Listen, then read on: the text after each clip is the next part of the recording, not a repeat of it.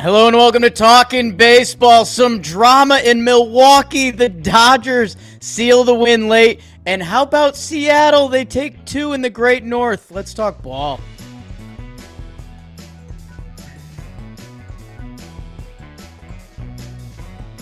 Roki. South for the catch.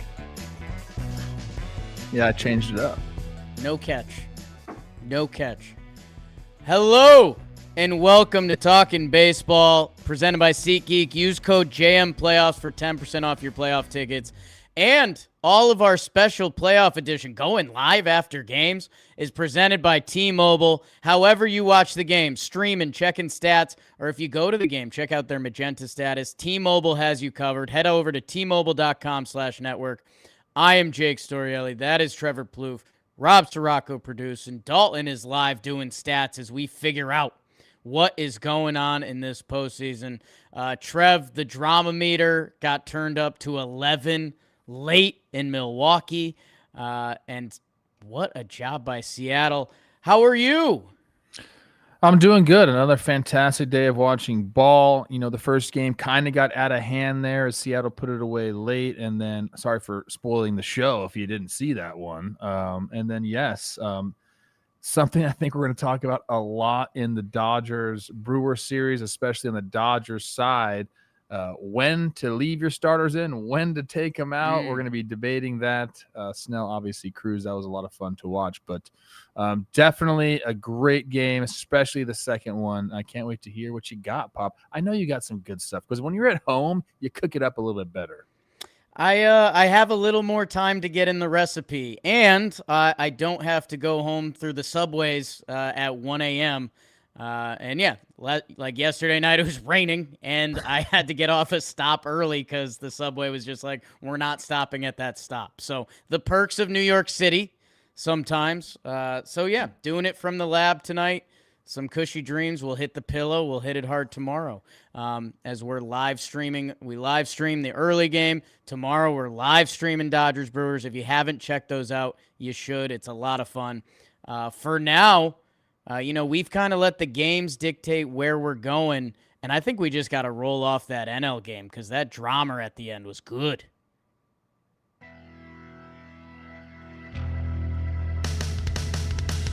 It smells like the NLCS as Blake and the Dodgers would go on the road to face the 1 seed, the Milwaukee Brewers, as they'd go opener before the mighty Quinn Priester. Top four, that funky Muncie grand slam double play. You've never seen that before. An all-time highlight. Somehow leaves zeros on the board. Top six to right said Fred. Does his little turn on the catwalk. It's 1-0 Dodgers. It stay that way into the ninth. His name is Mookie Betts. I said, Poppy. RBI walk. It's 2-0. Snell was unhittable, -1. 8 innings pitched, 1 hit, 0 walks, 10 Ks, but 27 outs. We got beer makers on the bases. Churrio, sac fly. It's bases loaded for Terang. And boy, is it a sick sport sometimes. The Dodgers get it done, and they win Game 1, 2-1 final. Great job, Pop. Standings in this series: the Dodgers 1-0, Brewers 0-1. My goodness, what a game! There's a lot to talk about. There is a ton to talk about. I want to get started late, but we have to save that.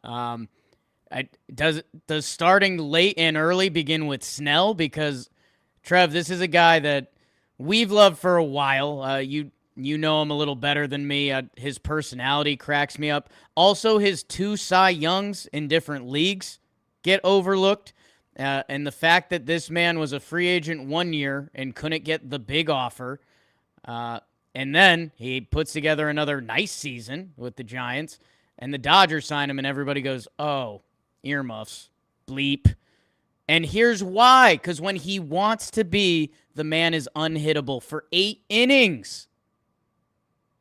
I mean, he was filthy. He walked nobody. Jake faced the minimum because Caleb Durbin gets on base and he picks him off, which is awesome. He calls his own pitches. Like, he plays Fortnite. What else do you want from this guy? He's an absolute stud.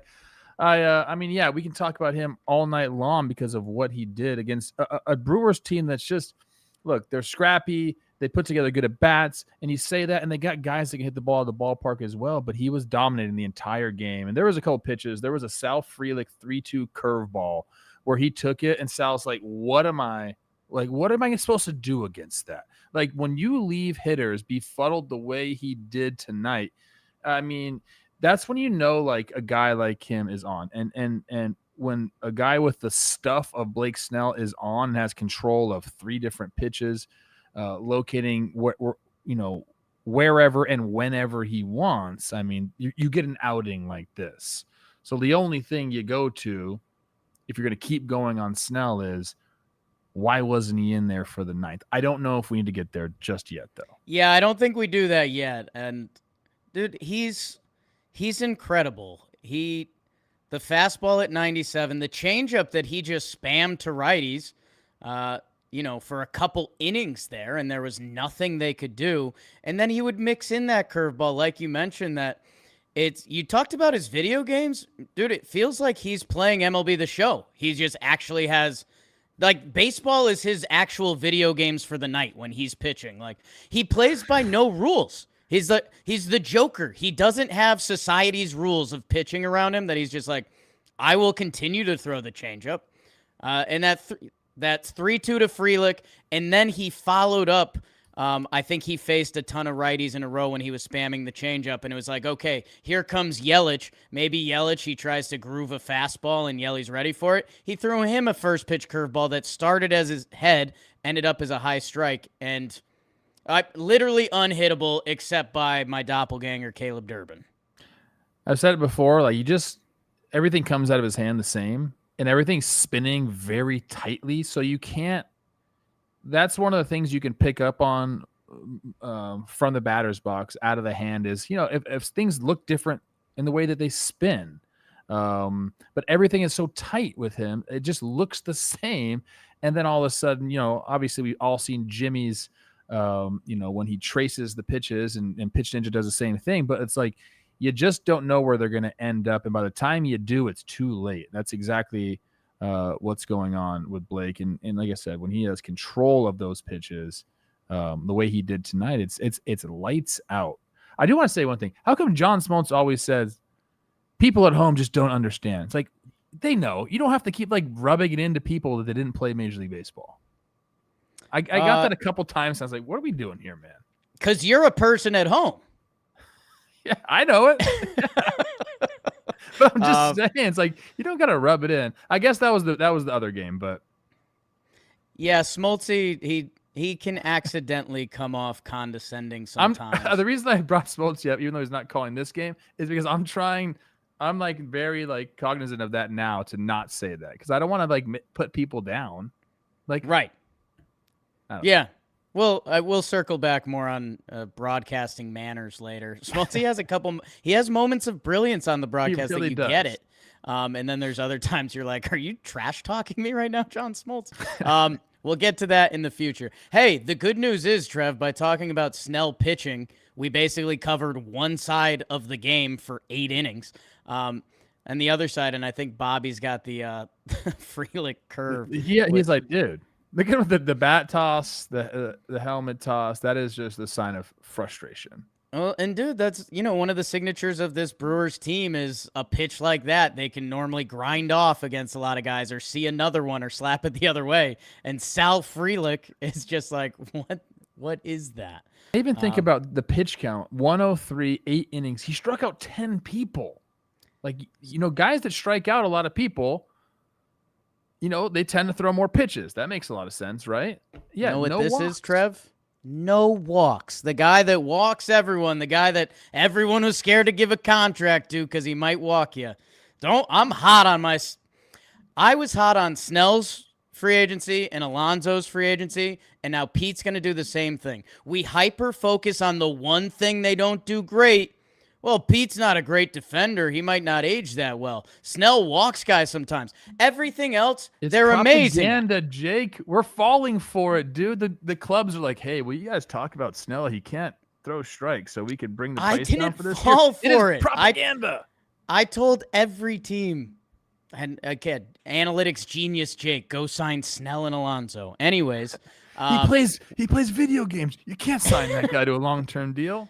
He always looks high. He doesn't even drink or smoke. He does. He looks high.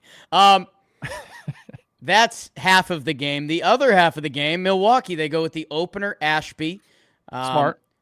Who, an opener looks smart when it works, and it does work best. And Ohtani and Freddie, the two lefties in that top four. Teoscar lines out. Freddie strikes out to end it. Quinn Priester comes in. And he looks good. I don't know if we fast forward to the fourth inning because it's the most viral play of the postseason so far. This is a play that my friends who aren't following baseball are talking about, because if you have any sort of sportsman in you and baseball, you're like, what just happened? Yeah, I mean, this is something that we could probably spend some time breaking it down. Bases loaded here. Max Muncy puts a charge into that one. I thought it was gone. Frelick corrals it somehow. In the moment, I thought he caught it. But then, clearly on the replay that showed that it hit the top of the wall. He went up and got that. That was a grand slam. I didn't catch that right away, but he got over the wall, brought it back. It hit the wall. He catches it. So it is a live ball. And then it was just, I don't want to call it bad base running, although it looks like bad base running. It's confused base running is what it is. I don't know about bad base running. Will Smith had probably the worst of it there. Teo didn't do too bad of a job. The only thing is you got to know that once the ball hits a player, that's your tag. He doesn't have to physically catch the ball for you to tag. Yes. Okay. Because think about if it was the other way around and the guy just has the ball and it goes and they just juggle it in. Yeah, no, I've thought about that. I've thought about that for years, or why guys don't catch the ball lower and stuff like that. No, so that's a great point. When he went back, I was like, shit, he started out right. You just tag. That's what you're supposed to do on a ball like that. Will Smith with one out right there. That's what it was. It was one out, right? He was like almost a third base, which you need to be off enough to where you can score but still get back and tag to third base. So you don't need to be that far, because if you're off enough, and that ball gets down, worst case scenario, you're on third base with one out. Most likely you're going to score after that ball comes down. So he got way too far, and then he thought that Frelick caught it. So he's sending, I think, who was it? Sending Edman back to first base. It was a shit show. The left field umpire made the right call. He waved it off right away. So I think Contreras saw that because he knew exactly what to do. That's why he didn't apply the tag at home plate, which was very smart of him, because he went out, reached out like a first baseman, gets the force out, then walks over to third base, double play. It went from a 4-0 Dodger lead to an inning-ending double play. And I don't know, man. It was, to me, that's like the beauty of baseball. It was awesome. If you're a Dodgers fan, you hated it. If you're a Brewers fan, you loved it. If you're a casual, I think you loved it. It was awesome to see. Yeah, the way you talk about Contreras there, it's kind of funny. The old catcher joke, there's only one guy facing the right way. Like he was the guy that could see all of it happen in front of him, and he played it the right way. Where, yeah, I think you're right. I think if you need to point blame, it sadly goes to Teoscar with what you said about when it hits the fielder. That's when the tag up can begin. Because, okay, keep juggling out of baseball. That's probably a good rule. And then, yeah, for everyone else, there's a reason this play is going so viral and is so chaotic, because we never seen Sal Frelick over the wall. The ball hits the wall. We can't really tell. You just see him catch it. And then the chaos that ensues after that. Felt like a crazy playoff moment, one of the moments of the playoffs. And again, I'm not turning this into a Snell conversation again, but okay, think about everything we see in these playoff games. Like, Okay, if your pitcher goes out the next inning after something like this happens and they walk the leadoff hitter, you start telling yourself, we're about to score, we're about to lose this game. So again, compliments to Snell's complete and utter dominance that you don't let the rhythm of baseball unravel you, because that's one of a grounded into double play on a 400-foot ball that never hit the ground. And yeah, and Frelick like hasn't been playing center field. He's been playing right field. So he goes up and does that. It's just an incredible play by the Brewers. That's what they do. They're a run prevention team. I don't know, man. It was incredible. It was. Should it be walled into double play? Because that's what the ball hit. Is that what they're calling it, the GIDP? Grounded into double play, I think, is what's in the books currently. I don't know. Yeah, I mean, it's feel a four, right. so it has to be. Yeah, it can't be an insane play. And I had the same thought as you. I'm like, okay, if the Brewers hold right there to no runs and then they go score runs, like that's the momentum, that's the game right there. And of course, now we know they had no chance tonight, essentially offensively. Well, I think now is time to fast forward to the end of this game. And the end of the game is brought to you by DraftKings. I can only imagine between that play and the end of the game how many people were having a good time or a bad time at the DraftKings Sportsbook app. If you've never got involved, now's the time to check it out. They got all the sports are coming back and new customers right now of the league. NBA, $5 on your first bet, and you get 3 months of League Pass and $300 if your bet wins, paid in bonus bets. So download the DraftKings Sportsbook app. Use code JMBaseball. JMBaseball, $300 in bonus bets instantly if your $5 bet hits, plus 3 months of NBA League Pass. In partnership with DraftKings, the crown is yours. So, Trev, Snell goes essentially perfect. It's 8 innings. We go to the top of the ninth, and we have a similar situation play out with Uribe searching for it on the mound. Kike tries to give himself up bunting, goes 0-2, hits a squibber through the right side. Trev, you like to take notes during the game. It's electric, and we're proud of you. I don't normally. But when I write something down, I like to think it means something. Ron Darling, your guy, the original sound clip of this show, he just said it, and his demeanor and his talking voice is so good for who he is. He goes, "It's October, so that's a base hit." And I've never heard someone sum it up better. Like, that's any other time of year, that goes right to the first baseman and it ends the inning. Instead, it's October and it's Kike. So after going down 0-2 bunting, it's through the right side with the exit velo of 3. And then they're now set up that they intentionally walk Shohei. So Trev, I'll kick it to you. Where are we at with that? Because you kind of kicked back the first time when it backfired on the Phillies, and it backfires again. Yeah, I mean, that's the second time they walked him during the game. They did that twice with Betts, if I'm not mistaken, right? Paul Hayes, you got to give him some credit for getting that bunt down on Uribe, who's not an easy guy to bunt on. I mean, let me tell you that right now. Like, that guy slinging, especially when he's not around the zone, he was wild tonight. You square around and try to say, I'm going to stay in there on a 98 mile an hour buzzsaw on you. Gets the good bunt down. I immediately thought they were going to walk Shohei just because they'd done it earlier in the game. But yeah, it leaves you no margin for error. And when you have a guy struggling like that to kind of find the strike zone, it is what it is. But, Mookie ended up having to make, have a good at bat. And that to me, when they scored that run, I think that's when Dave Roberts decided Snell was not going back out. And maybe I'm wrong. Maybe Sasaki was up and they were going to use him no matter what. But I think that was like, okay, we were putting Sasaki and we got the insurance run. I think after the game, Shahadi was interviewing Blake Snell and he said, like, she asked what the conversation was. He's like, nothing. He just told me I was done. That was it. Expect a little more fight out of you, Snell. Let's go. After all we've been through together in the playoffs, I expect a little more fight out of you with the manager.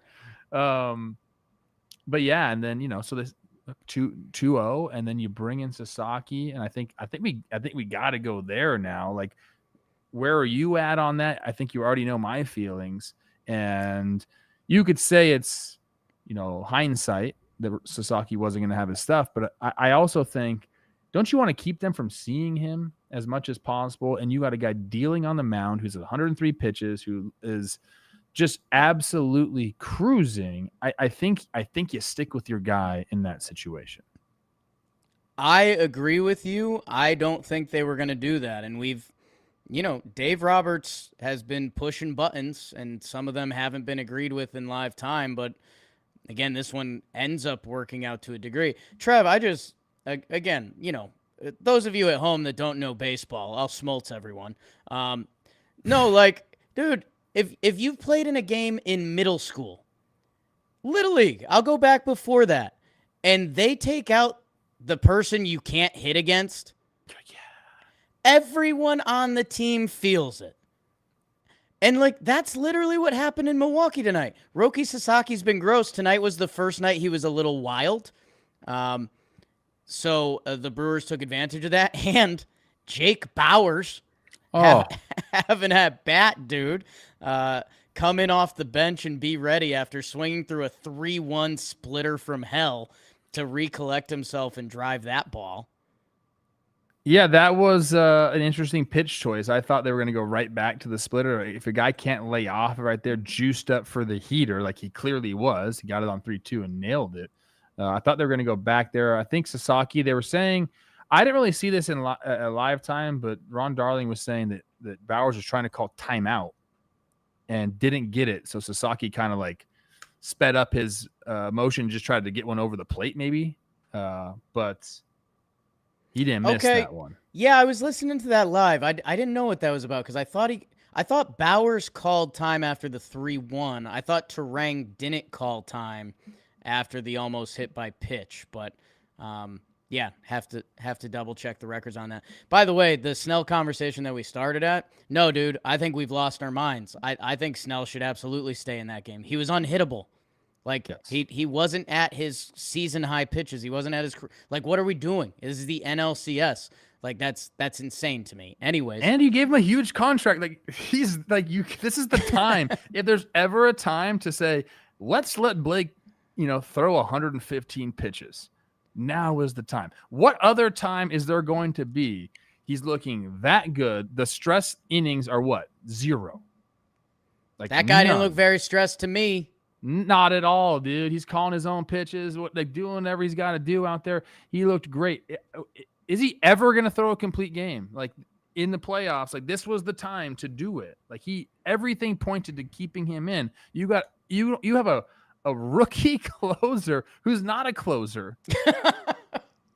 You know what I mean? Like, your bullpen has failed you in the playoffs for the most part.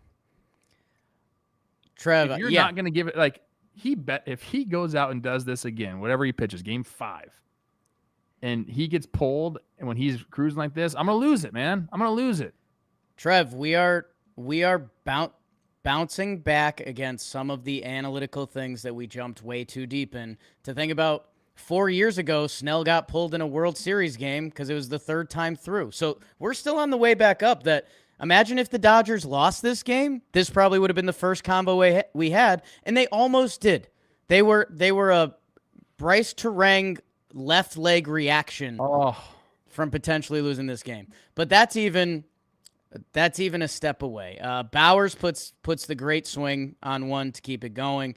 The Contreras at bat, I mean, put that in, show that to someone learning baseball. And they described it so well. They said he's aggressive early because he's hunting his pitch, but when he has 2 strikes, he commands the zone a little more. Yes, like we used to play baseball. You know what? I'll hand it to Trinan, though. I think this is big for him. So maybe that ends up like being great for the Dodgers. You walk Contreras, and they had a close-up of his face. He goes, "We're all right." Like, we're all right. Yeah. And, like, cool, calm, collected. Does he almost hit Terang in the leg? Yes. Terang's got to be kicking himself right now. Like, oh, my God. It's so hard in the moment, though, to just stand in there. So, some guys know how to do that. Most guys don't. It's just straight instinct to get out of the way of the ball. Hey, we skipped a great at bat by Yelly. It'd be feel sinful to not talk about that. Him surviving a Sasaki at bat that, again, he threw Yelly a death splitter that it was like, hey, if he throws that again, the game could be over. Yelly survives that. Contreras, he missed a first pitch slider. His first time seeing Trinan. That, again, note that for later in the series, maybe hits that straight back. Goes on to have an incredible bat. His 2-2 take on the fastball up was just, I don't know how. I don't know how. I didn't have that ability against 72 Smoltzy. So, and then it goes down into one at bat against Terang. That, man, he had their best numbers with runners in scoring position this year. Like what seemed like the last year and a half of Dodgers postseason games. I think they're 17-6 now over the last 2 years. And it just felt like they got the insurance run. Snell shoved. And then it was like, wait, maybe they're not going to get this. Terang, I think he had a first pitch that he fouled off that was his best pitch to hit at the bat. And then, dude, just where baseball's a brutal sport, he almost gets hit. And then he ends up chasing a high heater, hunting a fastball. Just brutal, man. A bunch of Dave Roberts bots have entered the chat. A lot of people saying, you can't let Snell go back out there for the ninth and get his pitch count up. It's like, dude, yes, you can. Yes, you can. There's actually two There's no options. magic number. People think there's this magic number of pitches. It's about, talk to anybody that's in, the pitching, I don't know what you'd call it now. Pitching, coaching at the highest level. There's no number. It's about stress more than anything. And he had zero stress. Literally faced the minimum batters, people. So, and it's more about why we're talking about it is because we've seen this before with Blake Snell. And it's backfired when they've taken him out early, a la the Rays in 2020. So, look, Dodgers got the win. They were the better team tonight. I hope this series has more games like this because it was awesome. Yeah, and that's the interesting note going forward, because like we talked about going into the series, and Pat Murphy has talked openly about, he calls his team average Joes, while meanwhile on the other side you have, what could be two inner circle Hall of Famers. Like if you have a utility Hall of Famer, I think Mookie Betts has entered the chat as that guy, and Shohei Ohtani is already cemented himself in baseball history and will continue to. That the Brewers went 6-0 against them in the regular season. Game 1 comes down to this and goes down like this, that I'm interested. Like, are all of these games just going to be electric? Because there's a chance, right? Like, what the Brewers are doing, what the Dodgers have built, there is a chance that, like, if the Dodgers come out tomorrow and they get a big blow early, kind of like we saw with Seattle, although Toronto recovered, I wonder if the dark thoughts start sinking in. I know that's not Pat Murphy's MO. I know that's not this Brewers team MO. But it's in the back of my head. I think it's in the back of every baseball fan's head. I mean, if you're calling the series over after tonight, I'm not into it.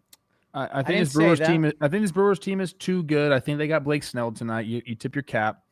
I know the Dodgers have good starting pitching. But they've been able to hold Shohei down. I know they watched him a couple times tonight. I think they got to continue to do that.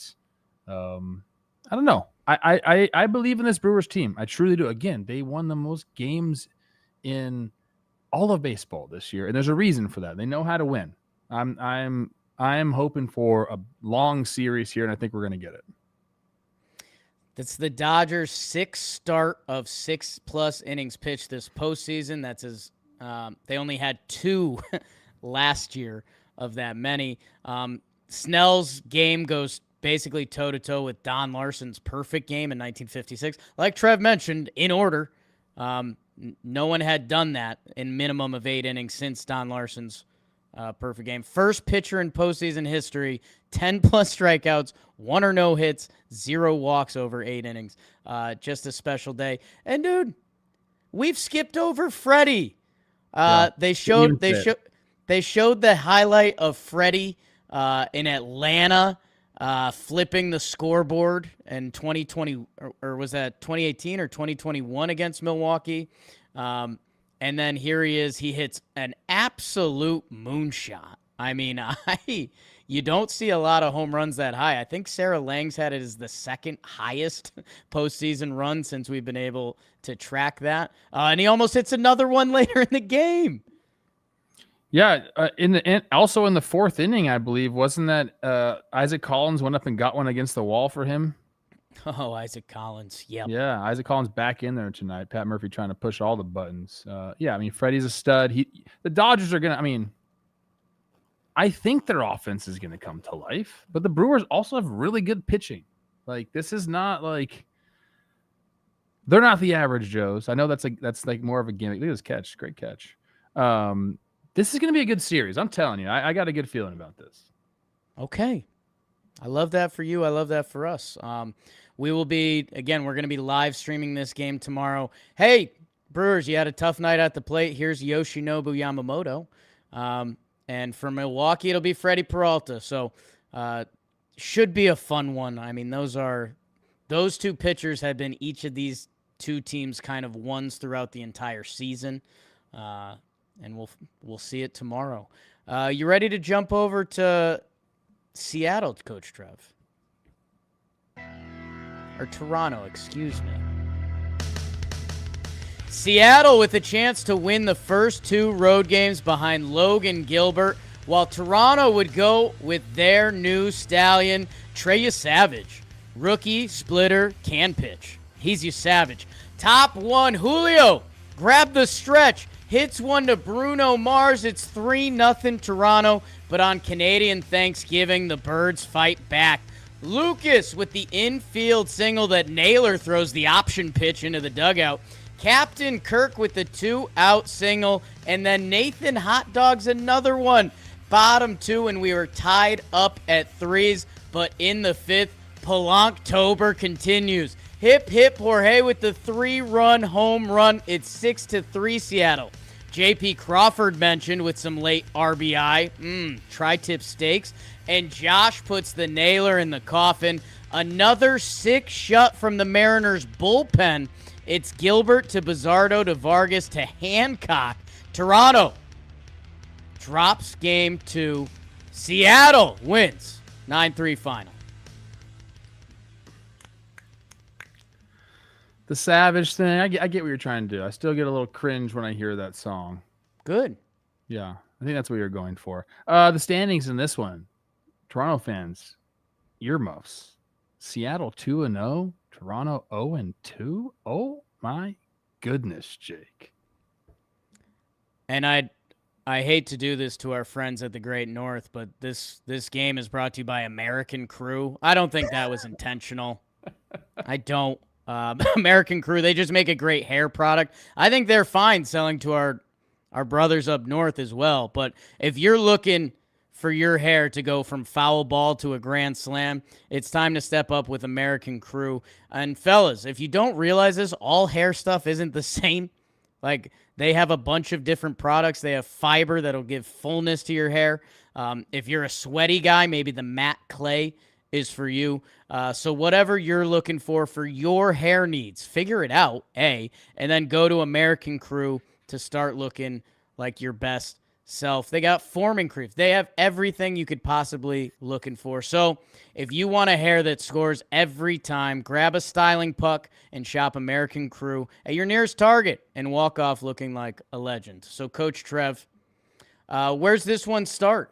Well, I like that you called it a styling puck, giving a little homage to Canada after you ripped them to full shreds. circle. Nice. Yeah, you Full crushed circle. it right there. Thank you. We got to start in the first inning, man. The guy who's been pretty much unhittable, and Savage comes out and looks beatable. A couple interesting at bats to start off. Randy gets hit with a 3-2 pitch. I believe he was it 0-2 to start?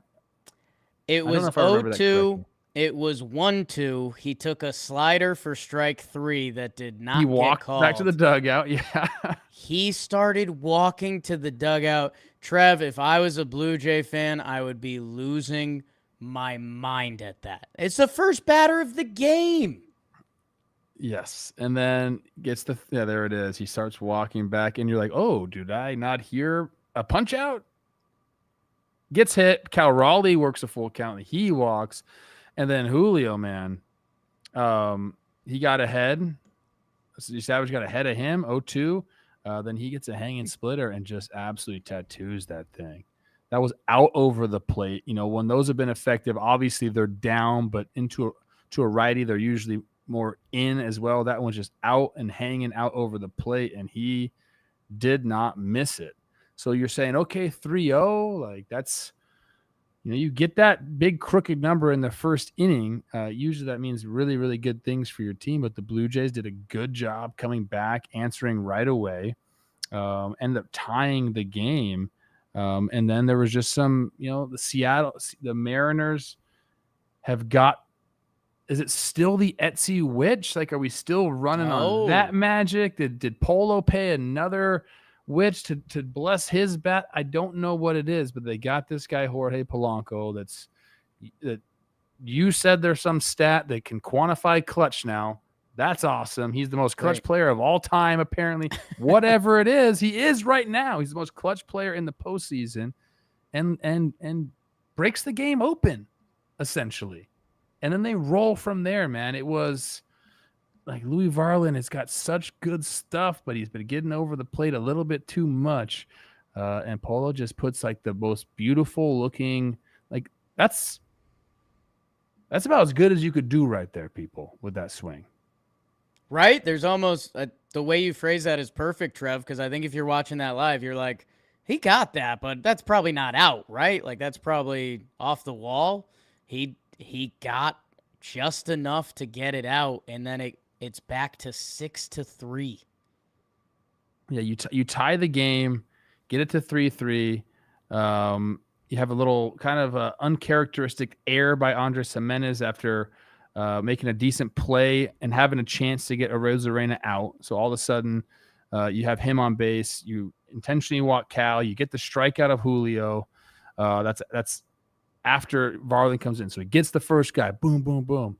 And then Jorge does his thing, man. And when it got to 6-3 and you have that second 3-run homer, you kind of felt like that was the decisive blow. And the way the Mariners bullpen has been, even though they didn't have to really use their super high leverage guys today, they are looking like a complete team right now. And they have looked like that for some time. But when you're having good pesky at bats, when you're hitting the long, when you're getting the starting pitching that they're getting, when you're getting the bullpen going like they're going, like they look like, you know, the team to beat right now. Yeah, this dude is pitching every game. Bizzardo's pitched in every, I think he has. It feels like it. I don't think he came into the last game. He was up in the bullpen. But no, what he has been this postseason is great. Vargas looked good in this game as the game started to turn. And then Hancock, who it was not pretty at all. I was getting frustrated during the live stream because, my God, throw some strikes. He threw enough to get through 2 clean with 3 walks. But you're right. They don't have to use Munoz or Brash, which that can be significant.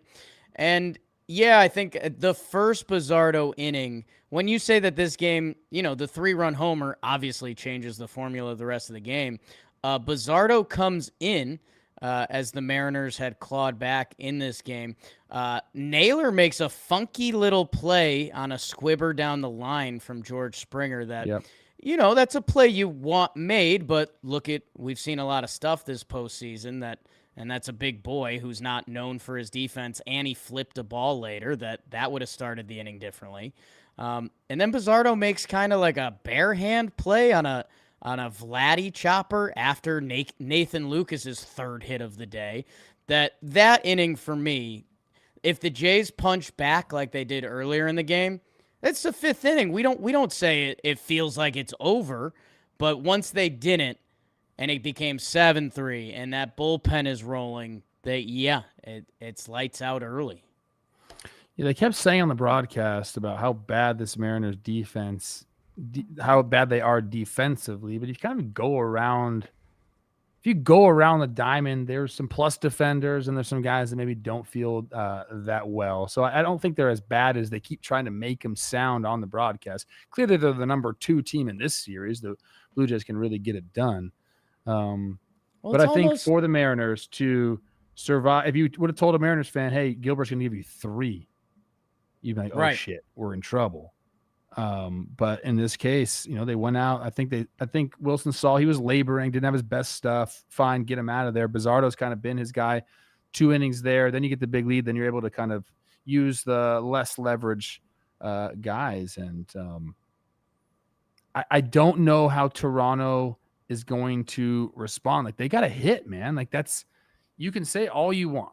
Like, hey, the Mariners are pitching great. Like, they're going to do that. They got arms, but you're this offense that's been doing it all year long. You just crushed the Yankees, but then you've gotten a couple games here where you just not have gotten it going offensively whatsoever. You have to flip the script immediately, and now you're going into Seattle, which is like the worst hitters park that's ever been assembled.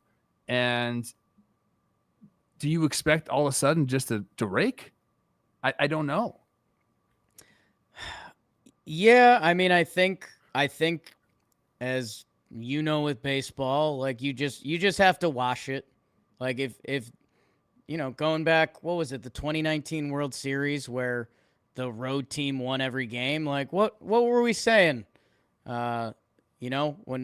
When they won the first 2 games on the road and they were going back home, like, we're probably like, well, this is over, huh? Houston's gonna, like, it's baseball that their first at bat, George Springer could hit a homer. Lucas could go back to back. And if you're the Blue Jays, that's your mentality on the flight. Like, you still have wiggle room. Like, you gotta win 4 games, and they took the first 2, and that is what it is. And clearly, your bats, Nathan Lucas. We didn't know if he'd be playing today. What a dog!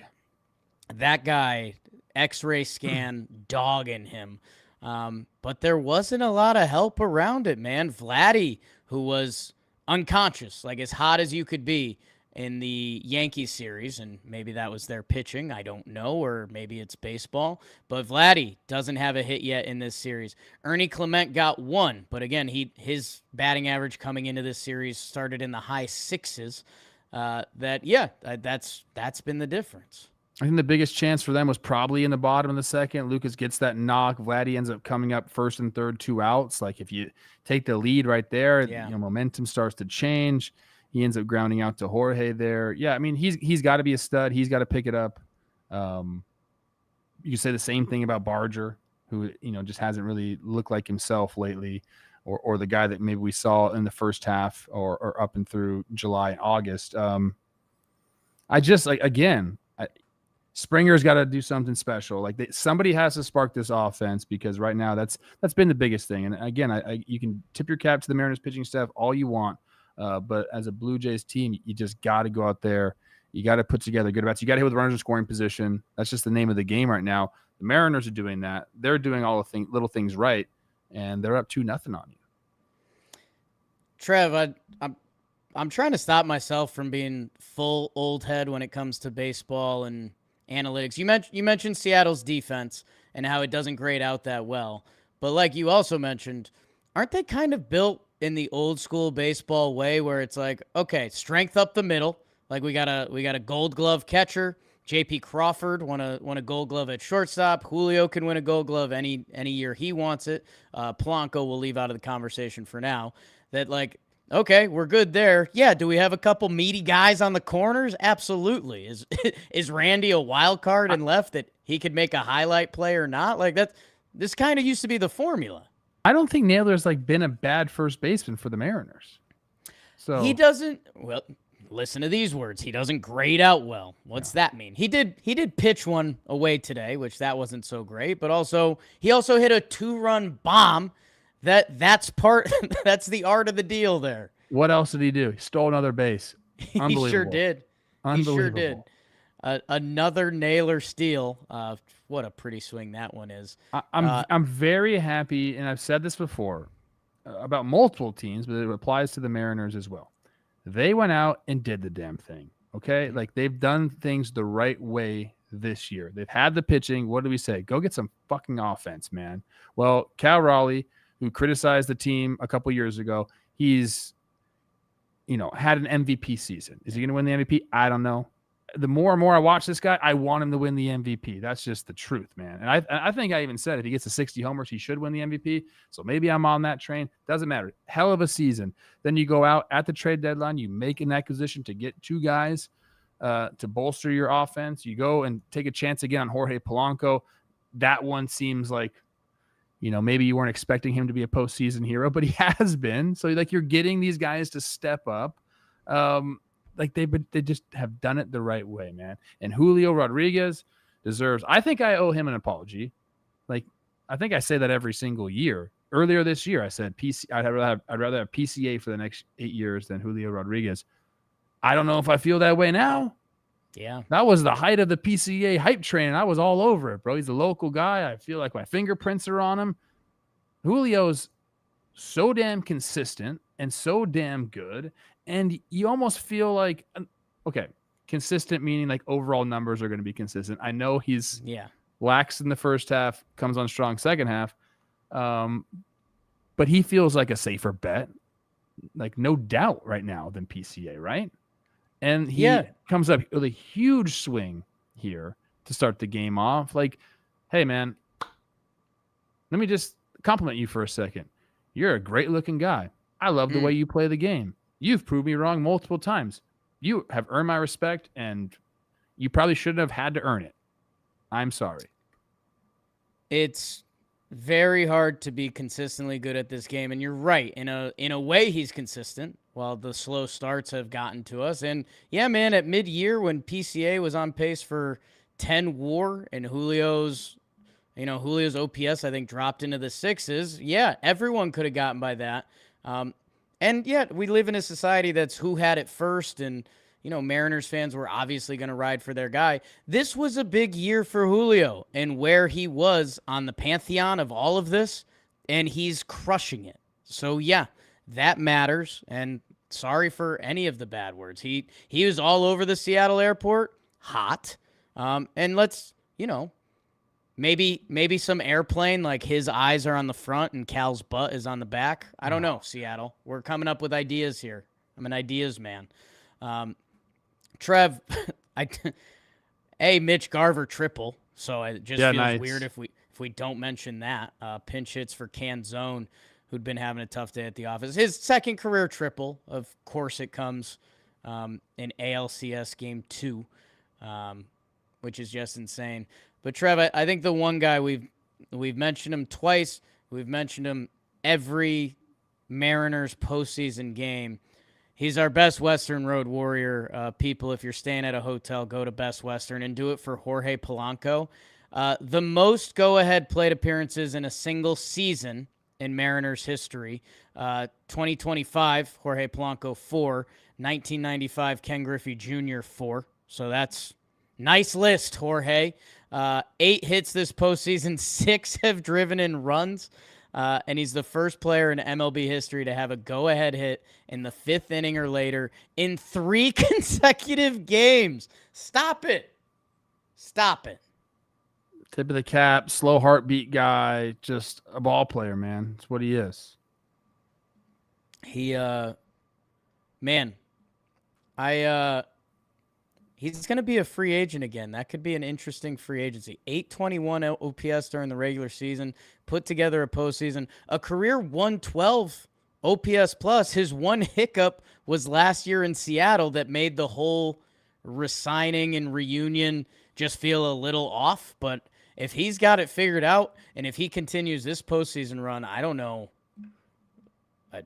Jorge Polanco's coffee and sushi. I don't know. What? Seattle, man. They have the best of both of those, in my opinion. Okay. Yeah, I would assume they'd like to bring the guy back. I'd hope so.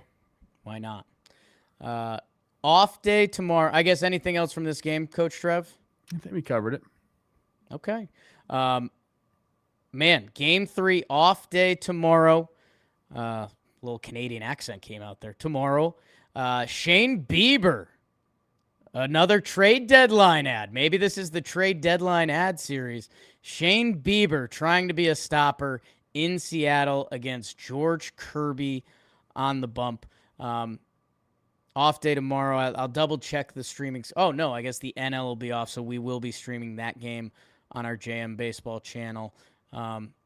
We got some super chats, which is really cool when we go live, but it's hard for us to hit these on the way through. Question about Terang's hit by pitch. I'm just going to say the names. Fabian Posada, Danny Morales, King Matthew, Victor Chavez, Irvine Cattle Ranch, and Mangoer. Mangoer, $20. Go M's. They're feeling good. They're feeling good out west, Coach. I think that's it. We'll be back tomorrow night, people. Back tomorrow night. We'll see where the National Liga is. Thank you, guys. Share with a friend. Subscribe. All the YouTube-y stuff that we should probably say more. Thank you, guys. They do have good sushi in Seattle. I've been to a couple of really nice spots there. It was you. It was me. It was Chris Rose. It was Jess. Yeah. We went to that. We took our shoes off. That was a spot. Forgot about that. You look great.